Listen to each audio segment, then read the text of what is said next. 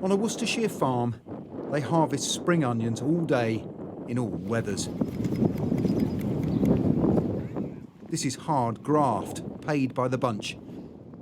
And the workers here have come from all over the world. But since Brexit, every one of them needs a special visa.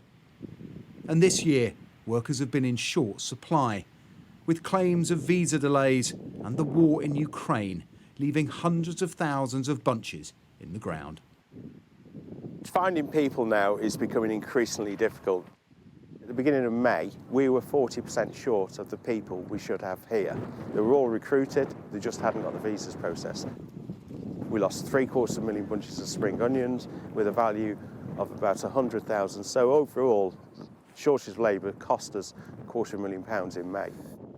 And it's not just onions. This is what asparagus looks like when you stop picking it.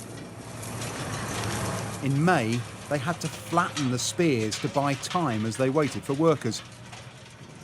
And when they did arrive, they weren't enough.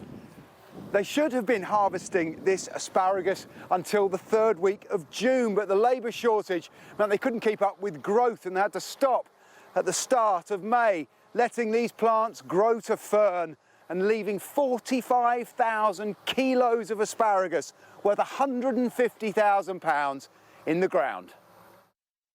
Last year, the government granted 30,000 seasonal worker visas. Of these, 19,614, more than 60%, went to Ukrainians. This year, an extra 10,000 visas have been granted, taking the total to 40,000. But the National Farmers Union estimates 75,000 are needed to meet demand.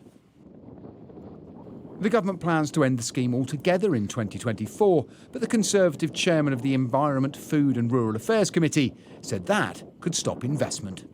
It wants to be a permanent scheme. If you're planting a vineyard or building a pack house, you need to be sure that you can have labour to come and do that work into the future. This migration expert says cutting labour may change what British farmers grow. You could imagine a scenario where the scheme tapers down and agriculture in the UK, particularly labour-intensive bits of the agricultural industry, like soft fruit, just become smaller. The government says it wants farmers to produce more, but British agriculture can't grow if the labour force shrinks. Paul Kelso, Sky News in Worcestershire.